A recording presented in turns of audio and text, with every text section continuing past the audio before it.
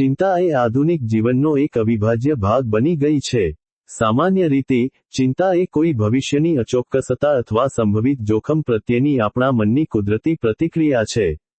શ્યામકુમારના નમસ્કાર. આજના વિડીયોમાં આપનું સ્વાગત છે. તો ચાલો આજે પણ મેળવીએ નવી જાણકારી. પણ ચેનલને સબસ્ક્રાઇબ કરવાનું ભૂલતા નહીં. જ્યારે આપણે કોઈ મુશ્કેલ પરિસ્થિતિમાં હોઈએ, જેમ કે પરીક્ષા, નોકરીનો ઇન્ટરવ્યૂ અથવા કોઈ મહત્વપૂર્ણ નિર્ણય લેવાનો હોય, ત્યારે થોડી માત્રામાં ચિંતા થવી સ્વાભાવિક છે. આ પ્રકારની સામાન્ય ચિંતા આપણને સતર્ક રાખે છે અને કાર્ય કરવા માટે પ્રેરિત કરે છે. પરંતુ જ્યારે આ ચિંતા કારણ વગર લાંબો સમય સુધી ટકી રહે અને વ્યક્તિના રોજિંદા જીવન પર નકારાત્મક અસર કરવા લાગે, ત્યારે તે એક ગંભીર માનસિક સમસ્યાનું સ્વરૂપ ધારણ કરે છે. તેને મનોવિજ્ઞાનની ભાષામાં એન્ઝાઇટી ડિસઓર્ડર તરીકે ઓળખવામાં આવે છે. ચિંતાના ઉદ્ભવ પાછળ અનેક કારણો જવાબદાર હોઈ શકે છે. આજના સ્પર્ધાત્મક યુગમાં આર્થિક અસ્થિરતા, કારકિર્દીનું દબાણ અને સામાજિક અપેક્ષાઓ ચિંતાના મુખ્ય સ્ત્રોત છે. આ ઉપરાંત, કૌટુંબિક સમસ્યાઓ, સ્વાસ્થ્ય સંબંધિત પ્રશ્નો અથવા ભૂતકાળના કોઈ આઘાતજનક અનુભવો પણ વ્યક્તિને સતત ચિંતામાં રાખી શકે છે. ટેકનોલોજીના વધુ પડતા ઉપયોગ અને સોશિયલ મીડિયાના કારણે પણ લોકો પોતાની સરખામણી અન્ય સાથે કરવા લાગ્યા છે, જે આંતરિક અસંતોષ અને ચિંતાને જન્મ આપે છે. આનુવંશિક કારણો પણ ઘણીવાર મહત્વનો ભાગ ભજવે છે. જો પરિવારમાં કોઈને માનસિક સ્વાસ્થ્યના પ્રશ્નો હોય, તો અન્ય સભ્યોમાં ચિંતાનું પ્રમાણ વધવાની શક્યતા રહે છે. ચિંતા માત્ર મન સુધી મર્યાદિત નથી રહેતી, તેની અસર શરીર પર પણ સ્પષ્ટપણે જોવા મળે છે.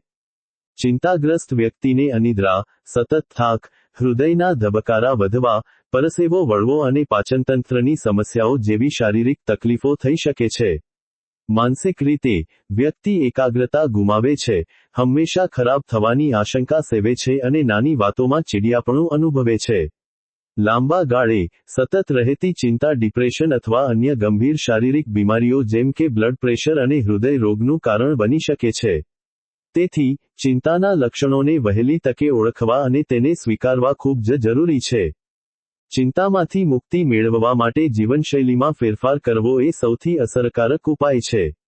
નિયમિત વ્યાયામ, યોગ અને પ્રાણાયામ મનને શાંત રાખવામાં અને તણાવ ઘટાડવામાં મદદરૂપ થાય છે. પૂરતી ઊંઘ અને સંતુલિત આહાર લેવાથી શરીરની રોગપ્રતિકારક શક્તિ વધે છે અને માનસિક સ્થિરતા પ્રાપ્ત થાય છે. માઇન્ડફુલનેસ અથવા ધ્યાનનો અભ્યાસ કરવાથી આપણે વર્તમાન ક્ષણમાં જીવતા શીખીએ છીએ, જે ભવિષ્યની નકામી ચિંતાઓથી દૂર રાખે છે.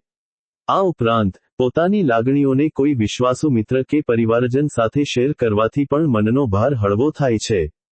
નિષ્કર્ષમાં કહી શકાય કે, ચિંતા એ કોઈ નબળાઈ નથી પરંતુ એક એવી સ્થિતિ છે જેને યોગ્ય સમજણ અને પ્રયત્નોથી દૂર કરી શકાય છે. આપણે એ સ્વીકારવું પડશે કે જીવનમાં બધી પરિસ્થિતિઓ આપણા નિયંત્રણમાં હોતી નથી.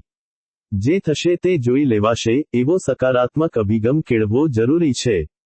જો ચિંતા અસહ્ય બની જાય, તો વ્યાવસાયિક કાઉન્સેલર કે મનોચિકિત્સકની મદદ લેવામાં કોઈ સંકોચ રાખવો જોઈએ નહીં.